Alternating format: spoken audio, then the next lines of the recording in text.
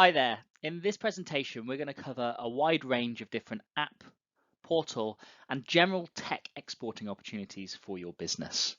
We want you to leave this session today with that aha moment of here's what we can do to move the needle for our business. So let's get started. Here's a brief overview about what we'll cover in today's session. The first section that we'll cover will be a little bit of information about me and why I'm qualified to give the advice I'm giving today. We'll then move on to part one, which will be the tech export opportunity. So we'll start by covering what apps are, what portals are, and other forms of tech. We will then move on to looking at consumer trends and business trends in the tech space. Because if you're a business to business, you'll be interested in one element of that. If you're a business to consumer business, you'll be interested in the consumer element and trends that are going on. Next, we'll move on to looking at what's going on in the UK regarding exporting and what export opportunities exist overseas, ranked. And finally, in that section, we'll cover how tech enablement adds value to your business and why it's important to become a tech-enabled exporting business. Part two will be all about how to innovate. So we'll start in that section by looking at the 10 different types of innovation and the difference between radical innovation and incremental innovation. We'll look at something after that called the hype curve, which guides what you invest in and when relative to the limited resources that you have available to you. Next, we'll cover the topic of what is your value proposition, why you need one, and how it can act as a lens to guide what you should and shouldn't do. And next, we'll provide you with a framework that covers a set of techniques on how to prioritize what to do in what order based upon your priorities. So it'll help you decide what to do in what order. And finally, we'll close on what to do next. So what can you do moving on from this presentation to build upon the ideas discussed today and actually go into implementation potentially. To give you a little bit of information about me, my name's Andrew. I'm a computer scientist by training. And for the last 10 years, I've run a software development agency that specializes in mobile apps and online portals.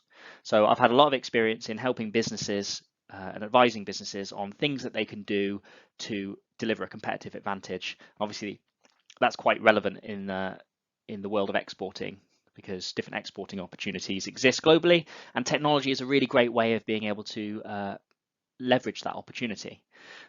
In addition to my credentials running my app agency, I've also been writing a book called Execute Your Tech Idea. It really builds on top of many of the ideas we'll discuss in the presentation today. So if you find yourself interested, that might be a way of kind of building on some of this and expanding your knowledge. Now, a short disclaimer to get us started, just saying that the presenter and the platform make no guarantees about the level of success you may experience following the information in these slides. I shall let you read the rest. Let's get started. You can always pause this and read through that if you want to just dig into that. So in part one, this presentation is going to be split into two parts. We shall focus on the opportunity that exists. So what are apps and online portals? Well, an app stands for application, and it is a piece of software that you install onto something. It is well known that mobile phones and mobile devices, they have apps. But technically, you can install an app on a computer. It just means a piece of installed software. A portal is essentially a website that you log into where that website has advanced functionalities. It's a website that isn't just a website, it is a piece of software that's online that does something. It's got functions in it. You can use both of these technologies to reach end customers in different ways, and it's actually possible for those two technologies to talk to each other as well. So you could have a central database that feeds your apps and feeds your portals with information.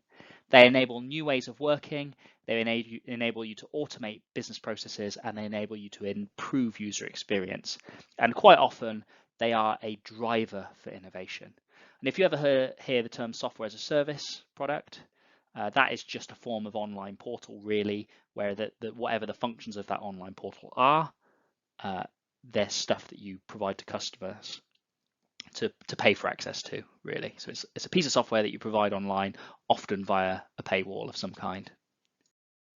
And the first thing to say is that consumer technology use is booming. And I've got some information and graphs here to show you to demonstrate that. So you can see here that the number of mobile app downloads worldwide continues to grow. It's been growing ever since the invention of the smartphone, and it continues to grow. So you can see here on the screen a steady increase.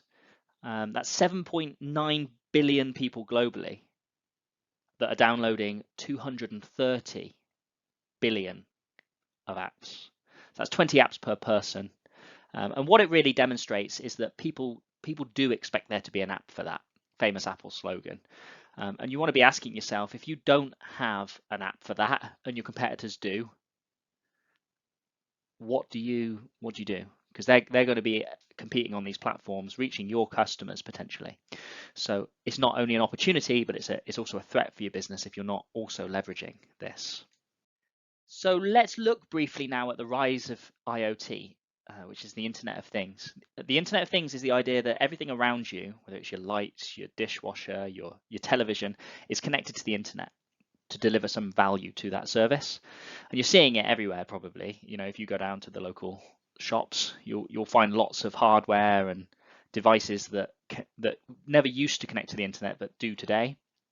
And you can see here, if we just have a little look at this data, you can see this is the number of Internet of Things connected devices that have been provisioned between 2015 and 2025. And it's predicted that it could be generating up to $11 trillion by the year 2025 from these 75 billion connected devices. So this obviously represents quite a large opportunity, because if you're like a manufacturing company, you could make your things connect to the internet and deliver value that way. But it also represents a threat to businesses. So if you've got something that could be an Internet of Things device that isn't, there might be a risk of being outcompeted by people in the market that are willing to take that leap. And obviously, if you build something that's tech enabled, then you might have the opportunity to reach a larger audience by marketing this overseas, exporting your technology, and reaching people through both software and the hardware itself. So this graph is interesting. It shows that there's also a boom in app spending. So it's not just that the number of things that you can do on smart devices is increasing, and therefore the opportunity to innovate using those things. It's also that people are spending more on their devices as well. So this is a graph showing it from 2015 to 2017, showing that the amount that people were spending on their devices doubled. This trend has continued, but this is a nice infographic, so I've included that. But it really raises an opportunity for your business, because if you could reach people via these channels, they are spending more and more each year in those channels. But also, if you're not reaching them through these channels, like I said previously, what if your competitors are? You know, are they going to be capitalizing in the growth in spending when the spending is reducing from other areas? And maybe those other areas are where your current business sits. So leveraging tech helps you to attract these people that want to spend on their devices, but also you're not geographically locked to a specific area. Like if you have a digital solution, you can sell that all over the world. You know, it's an app download, so or a website that people visit. So that, you know, there's a lot of opportunity here, not only to reach this audience, but to reach a much wider audience than you were able to if you weren't investing in technology. So we've covered a lot of stuff there about consumer technology spending and growth in that sector. Let's have a little look now at business. There's been a massive shift over the last decade in the way that companies expect to use technology. This graph is really powerful. So the question is, firstly, does your organization have any hosted or cloud-based services in use today? This is UK data. And what you can see here is in 2010, most businesses, dark blue is no, answered no to that question. They did not have any hosted or cloud-based services in use today. Fast forward to 2017 and beyond, and tiny percentage of people answer no to that question.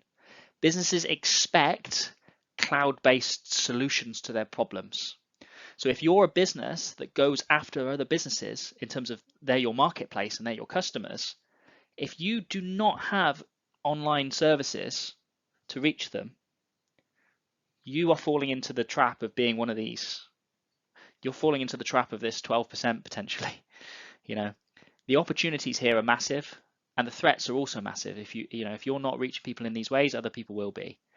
So, you know, are there ways that you can digitize your service offering to businesses to reach them via the cloud? And the cloud just means stuff hosted on the internet, really. So you know, people sign up for an account online, people access it online, and that's the way that they consume their IT, rather than necessarily doing things like installing it on their own computers in their offices or on a server in their in wherever their business is. So that last graph was UK data, but what's the picture globally? Well, this graph here shows that the trend is looking pretty good globally as well. So let me just show you that this is the global IT expenditure. So we've got overall IT here, communication services, we've got IT services, devices.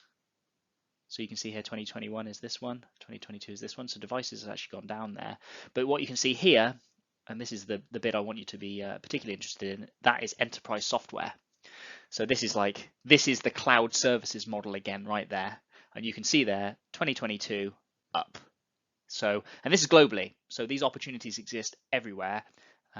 Again, it really highlights the opportunity here in targeting people using tech and exporting that tech to reach part of that increased global expenditure.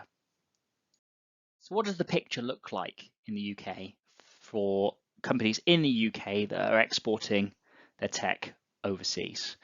That's what this graph shows. So what you can see here is from 2015 to 2019, there's been a solid rise in the amount of digital tech services exports that's happening. And actually in 2019, the UK was the 5th greatest digital services exporter in the UK, behind India, the US, China, and Germany. So there's a lot of growth in this sector.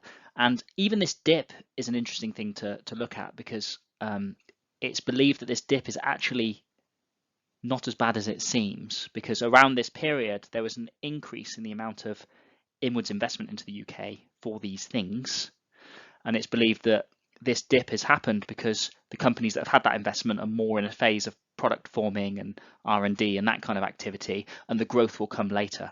So the picture is really positive, and clearly companies in the UK also believe that there's a significant export opportunity for technology. A few quick factoids for you here. Just one thing to mention though is at the bottom of the slide, you'll notice I've always included the source here, so you can kind of delve into these figures a little bit more if you're inclined to find out more information. But the big thing is that this technology growth that we've talked about in the slide so far, it's going to continue. So the UK digital tech exports is expected to grow by 35% by 2025, and that equates to 35 billion of tech exports by 2025. And again, that makes us the 5th largest exporter of tech services beyond countries like India, US, China, and Germany. So what does this mean? It means opportunities in tech are significant, and the opportunities to export in tech are significant, and the opportunity for growth in exporting is also there. And businesses are taking advantage of that, as we're seeing in the growth statistics. So, okay, you might be sitting there thinking, Andrew, I get it. Yeah, opportunities in tech, opportunities in exporting globally. Where do I look for these magical exports? And that's really what this slide is all about. This shows you the global tech opportunities by country. And what you can see, this is in general. So you can see it's ranked here. Let's get a pen. So you can see the United States and United Kingdom are actually basically the two highest, which is interesting because companies will be seeing it that the UK is also a good place to invest in technology. And you can see down the list there's some shine out ones. So the opportunities for tech in Germany is rising. That's why it's a +4.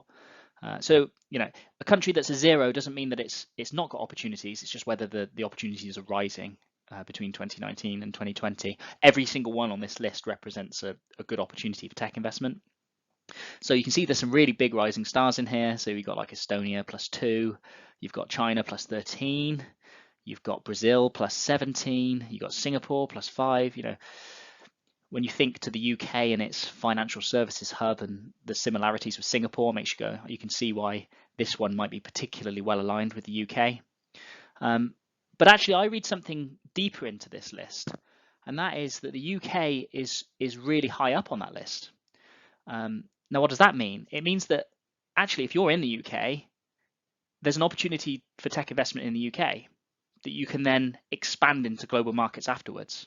Imagine if you're in a different country, it might be more difficult to do that. If your domestic market for IT and tech and apps and portals, if that's not there, you've got it's more difficult to start and then export, whereas in the UK, you've got that massive leg up to prove the business model here before expanding. So I think that should make people in the UK very excited about the opportunities available for them and their business. And it also makes the UK somewhere that's much more attractive to invest, because investors know that this leg up exists, and it makes investing in the UK much more attractive. So very good information there. Now let's follow on from that thread of investment mentality and look a little bit at a way that companies raise money and a way that companies are sold. So if you raise money as a business, one way that you can do that is by giving away a chunk of the business to investors who give you some money. And the chunk of that business is worth a portion of whatever your business is worth. So you want your business to be worth more. But what might investors be willing to pay for that chunk? Now, typically a business is valued based upon a lot of criteria, but it will be valued as a proportion of its profit. So let's say you've got a business, it makes a certain amount of profit, it will be valued as a multiplier of that profit. And different businesses and different industries and sectors based upon risk and opportunity have different price earnings multipliers. So some have less, some have more. So some need to earn more profit per year to justify a higher valuation. And what this shows is that tech businesses are typically valued 1.4 times more than their price earning ratio. So if you had a non-tech business, for example, that had a price earnings ratio of 10, which meant if they earn £100,000 in profit, they would be worth $1 million. That's 10. Then a tech-enabled business would be worth 1.4 times that. So for 100k of profit, a tech-enabled business would be worth 1.4 million, whereas a non-tech-enabled business would only be worth 1 million. I picked those specific numbers just to illustrate the point, but you get the idea. If your business is a tech-enabled business, your valuation is higher based upon this information. Which means if you're not a tech-enabled business, there's the possibility to grow your company's valuation in line with this by becoming a tech-enabled business. So there's a huge opportunity to a lot of companies in becoming tech-enabled businesses for this reason. You know, it attracts a lot more investment. It justifies higher valuations if you're a founder looking to exit.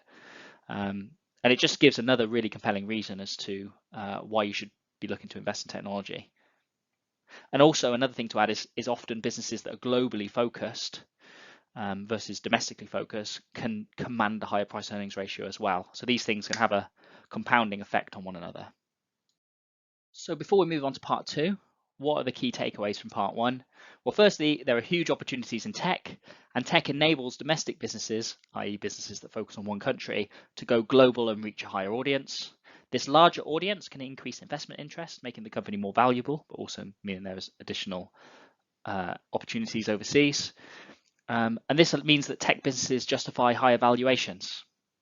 So investing in tech isn't just about the immediate opportunity of investing in tech, it also grows your reach, your revenue, and your value relative to revenue. So all of these factors going in for a big end result. So let's move on to part 2. So now that you understand the opportunities that exist in the tech space, you might be wondering, well, what on earth do I do to find these opportunities? And this section, this part 2 of this presentation, is going to kind of cover the basics of where to find innovation and what to do with it. So how do you leverage these opportunities? 1, you've got to innovate. You've got to find ways to do things better. And you might find lots of different ways to do things better. So 2, you've got to prioritize and start working on those things in the right order, because some of these things might conflict with your other priorities as a business as well. And 3, you then need to execute on those priorities once you know what they are. So most people, when they think of innovation, they think of radical innovations. So they think of these things, these big, game-changing, never before done innovations that didn't exist.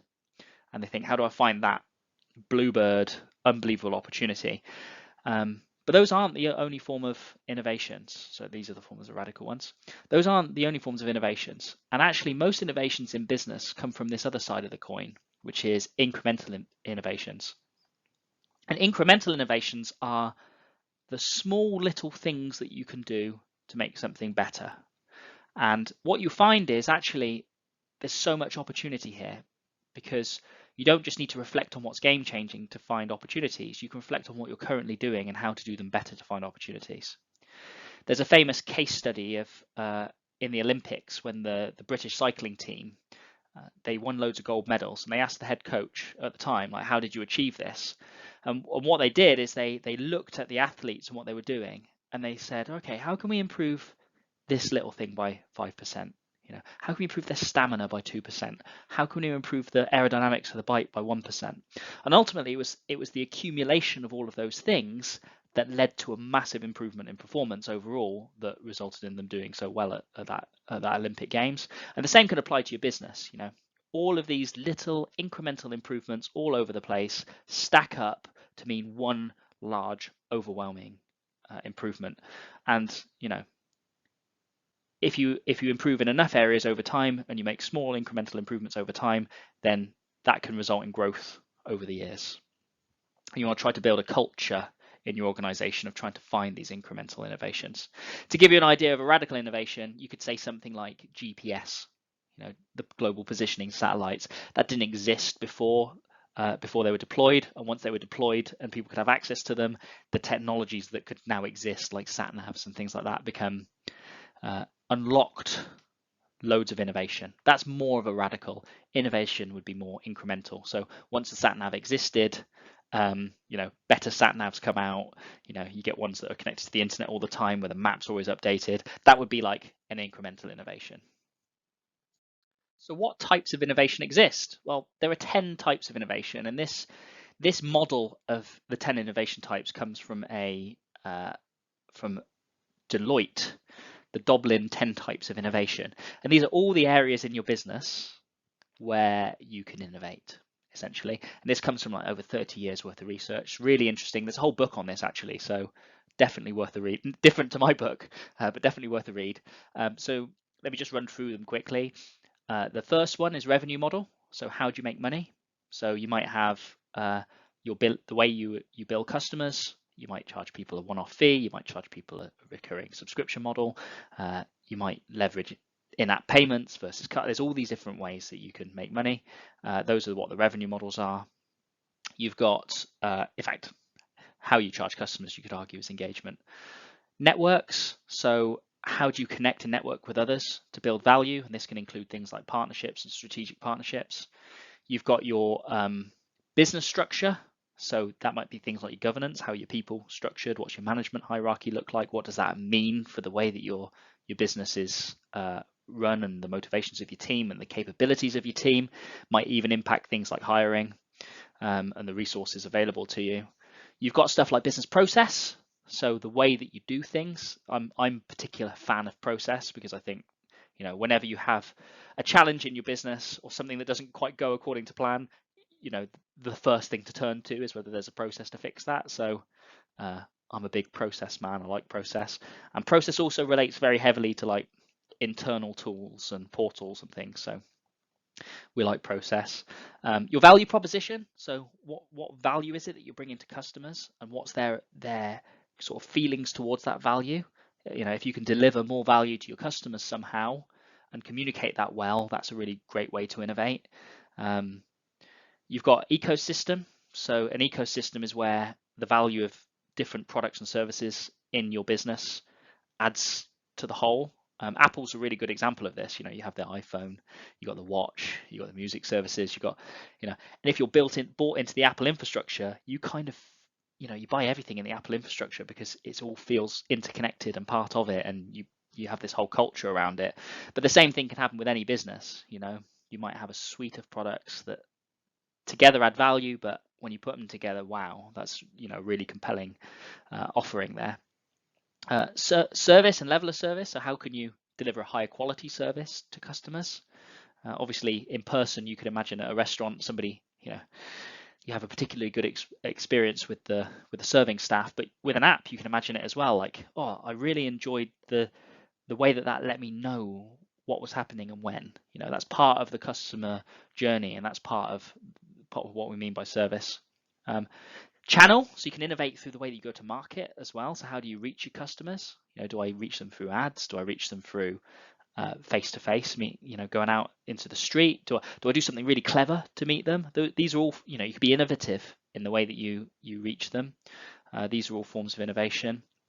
Number 9 is brand. So what do people think of your company when you're not there? So like, think of Coca-Cola. What do you think? All these thoughts will come to mind, and they've put a lot of effort into creating that brand. And there's innovation that goes into the way that you also create those feelings towards your brand. And the final one is customer engagement. Is how you engage and build relationships to customers. So if you're a sales organization, you might have a process for calling customers, nurturing them. You might have a way of sending materials to them, all of this kind of stuff to keep them engaged once they're customers, to encourage things like repeat buying, all of that kind of stuff. So those are the 10 types of innovation, and it can really help to sit down with these in front of you. If you have a team, great, sit down with them, talk about these different types of innovation and see if you can think of any that align with your business. Or you might find that some of these are complementary. You might spot an innovation in one area, like an ecosystem, that you can combine with your value proposition and the way you go to market to create a much higher overall innovation than if you only innovated in one of these areas. Thinking back to the cycling team example, you want to try and pull together the things that add the maximum benefit from all of these 10. But the great thing about technology is all of these 10 types of innovation, what you'll notice is tech can be the glue that holds it all together. So you might not feel like you have an interconnected ecosystem of products at the minute, but what if you had an app in the middle of it? All of a sudden, that can be the thing that pulls things together. And that can be the thing that makes people who buy one element of your service realize there's another. Yeah, same with building a customer portal for people in your business for customers of your business to log into. That can be a route through to other things. So technology is a really great enabler of ecosystems and allowing different types of innovation to fit in together nicely. Now, I want to touch on something called the hype cycle. And the hype cycle is the idea that when you have a new emerging technology, it gets lots of interest, goes up in the top of the cycle. You've got this big innovation. People expect loads of things from that technology. Then there's a period of time they call the trough of disillusionment, where there's been loads of money in investment, but nothing's happening yet. And then after we start to get out the bottom of that trough of disillusionment, you get the slope of enlightenment, which is where we start to see some performance from those technologies. And then it starts to perform, and then you get a plateau of productivity where things in that space are now mature.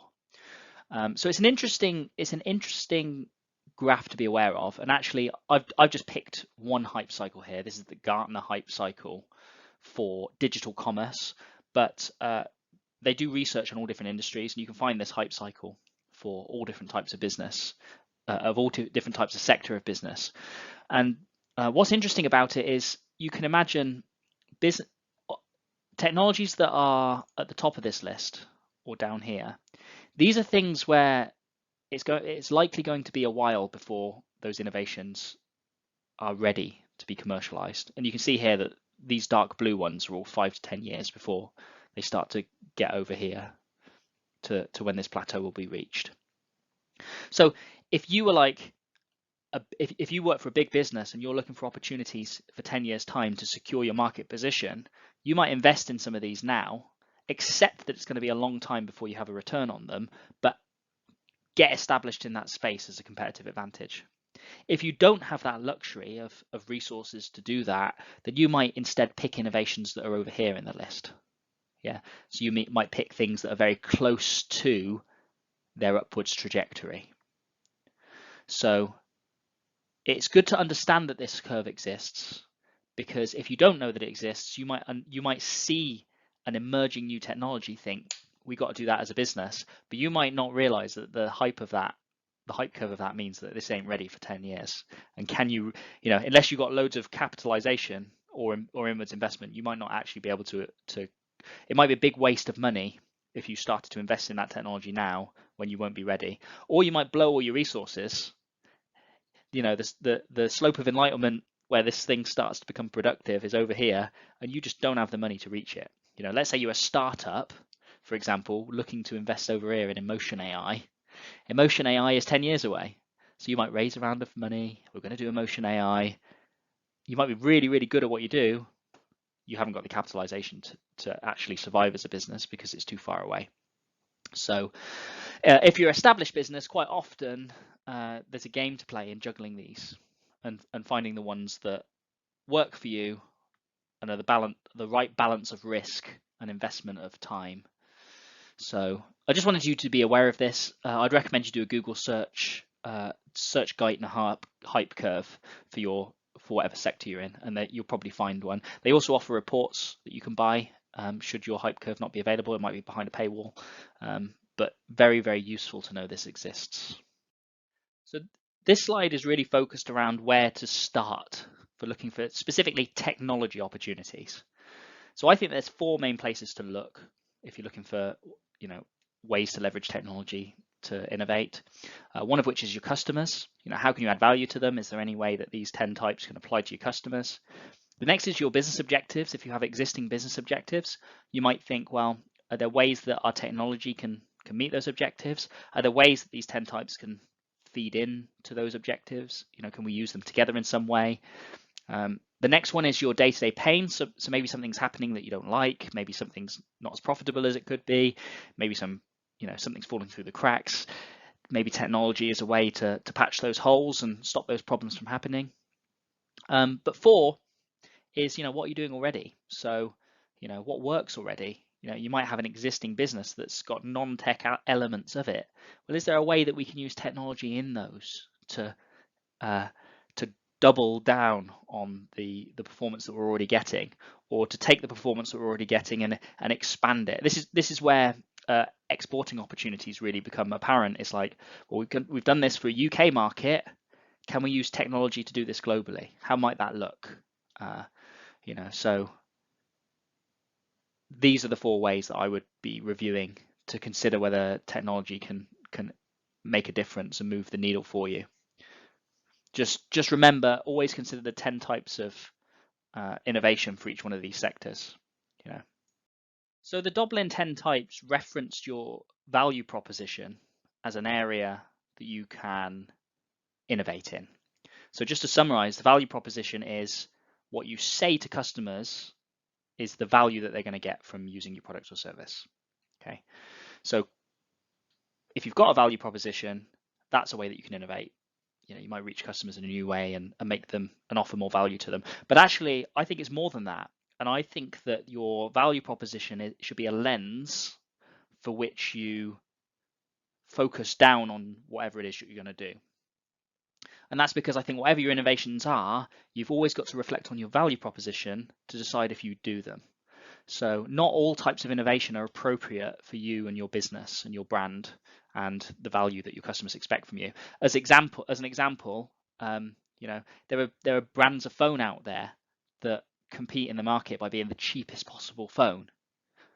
You will not find Apple trying to be the cheapest possible phone. They might have cost-effective options, but they're not trying to be the bargain basement because that value to them conflicts with their wider business objectives. And if they were sat doing this exercise of trying to come up with innovations, they're not going to pick that option of being the cheapest because it conflicts. So their value proposition and brand acts as a lens for which things they choose to do and which innovations they choose to capitalize on. So when you're constructing a value proposition, what you want to really think of is, what feature are we thinking of doing? It might be a camera on a phone, or it could be a portal that the customer logs into and it does something for them automatically. What benefits does that feature provide? Well, it might save them loads of time. And what's the overall benefit to the customer relating to your value proposition? So if you've got lots of these types of benefits in your system, or your app that you're building, or your tech-enabled thing over here, what does that mean for the customer? As at a high level, all of these benefits, what does it actually mean? That's your value proposition. So you want to be really, really clear on the value proposition, not just for your business, but for any products within your business. And you want to make sure all of those align. And then when you've got a list of things to do, you can always align what you do and when and how and whether you do or don't do stuff to that value proposition. So it's a really powerful method. It's something I'd recommend you do. And if you don't currently have a value proposition, you should probably sit down and think of one first before running ahead and deciding on what innovations you should do, because otherwise you might miss the mark and do innovations that you shouldn't really be doing. So you've sat down, you've thought of your innovations, you've discounted any that don't align with your value proposition. What do you do next? This is where the impact effort matrix comes in. I love this. And what you can see here is in each one of these dots here is an idea. I've numbered them. You can imagine that they're things that you've come up with. Down here is low impact stuff. Up here is high impact stuff. So this is impact based upon however you choose to measure it. So you might go likelihood of revenue, but if you have other things that impact matters to, such as cost savings or customer experience, you can use that impact measure accordingly. The next one is effort. So here we've got high effort and here we've got low effort. So high effort could be it costs a lot, therefore the effort's high. High effort could be it's going to personally take you a long time to implement, or it's going to use a lot of the company's resources. Either way, you can imagine that you can see here that here's the low effort, the low impact, high effort stuff, and here is the low effort, high impact stuff. High effort, low impact, low effort, high impact. So if you come up with a big list of things that you could do and things that you can innovate, you can put them on here, and you can visually see, oh, which ones are low effort and high impact. Oh, 2. Well, maybe I should do strategy 2 first before I do strategy 3, because I'm going to achieve my objectives much sooner. And you can use these impact effort matrices not just to decide.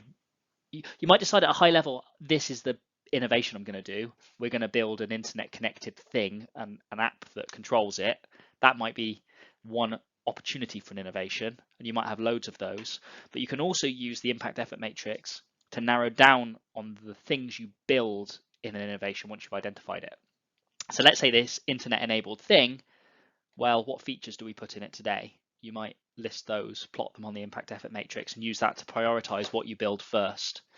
Because generally you want to try to build, you don't want to, when it comes to tech projects, it's very easy to make it more and more complicated, and make the project more and more costly, and make the time frame to develop that project longer and longer. Generally, what you want to try and do is deliver the smallest possible version of that project sooner, so that you can have something out in the market that's actually working for you and your business. You can start to give it to customers or users and check that they actually like it, and then that start to impact and influence what you do next. The longer period of time that you're building stuff without having that reflection, the more likely it is that you make the wrong assumptions and misinvest money that could have been better invested.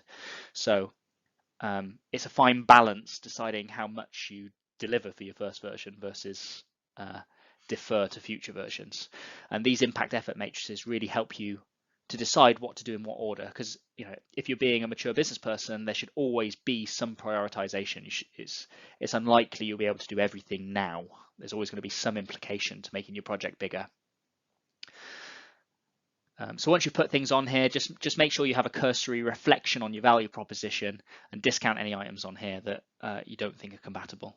Because even if something was low effort and high impact, if it conflicts with your value proposition, it's out, it's gone. So to summarize part 2, not all innovations are radical. Many are incremental. In fact, most are incremental. It helps to understand the 10 different types of innovation before you get started. If you know what 10 types of innovation exist, then you can have a productive brainstorming session or whatever to try to find opportunities within those 10 types. You should reflect on your hype curve of your industry to guide what things you invest on and when. So something at one end of the hype curve might be higher effort, and even though that it might be low effort, but it might be a long time before you can capitalize on it. You should consider your customers' objectives, pains, and what your existing business has success in to guide where you innovate. And you should make sure that you have a clear value proposition that you use to guide your order of priorities. And you should prioritize those priorities using an impact effort matrix. So the topics we've covered today are essentially the beginning topics of my book, Execute Your Tech Idea, which is a step-by-step guide for non-techies, and it's aimed at professionals, managers, and startups. So if you're a non-techie and you're a professional, you're a manager, and you're a startup, then this book is for you. And if you're watching this presentation and you've liked some of the things we've covered today, this book essentially goes into more detail. So there's more examples, there's more chapters that elaborate on that. We go into, we cover some additional topics like, things to look for in suppliers, all of that kind of stuff. So if you scan the QR code, if you're watching this on a video, or visit the link that takes you to the website for the book. At the time of me recording this book is not yet published. It's going through the editing phase, but you can sign up for an advanced reader copy online. If you're watching this a little, maybe a couple of months from when I recorded this video, then this website will provide a link to Amazon where you'll be able to buy the book. So hopefully that's useful to you and builds on some of the topics in today's talk. Just to close off, really, I just want to tell you a little bit about the software development company that I run called Scorchsoft. It's my business. It's been going for over 10 years, and we specialize in helping companies develop mobile applications, online portals, and software as a service products. That's kind of like the enterprise software services we discussed earlier. We've worked with a wide range of customers in a lot of different sectors. So we've done, we talked about Internet of Things earlier. We've done projects like that. We've built online tools that customers log into. We've interconnected stuff in businesses so that systems automatically talk. You name it, we've probably done it. So we've got a wide range of experience. And what you've probably seen through going through these slides is that there's a lot of opportunities to innovate, but when you actually get to it, how do you actually do it? How do you actually do the technical stuff that makes that innovation possible? And that's where Scorchsoft helps. And one of the things we do that differentiates us from some of the competition is the way that we conduct our planning process really makes that process simple. So some of the principles we've talked about today in the slides, we build on those, help you to decide what features go into your value proposition. Sometimes you don't know whether a feature is high or low cost, until you actually go through the process of deciding how it's going to work. So those are the kinds of things that we need to help our customers with. How do you implement that? What's the implications of that? And should you do it now or should you do it later? If you like what you've heard on the slides today and you have an opportunity to innovate within your business, you'd like some help with that, just have a little look on our website, scorchsoft.com. You can scan the QR code on the slides. There's a form to get a free quote on there. You can look for some examples of our work, or you can use the contact form if you've got some questions. So happy innovating.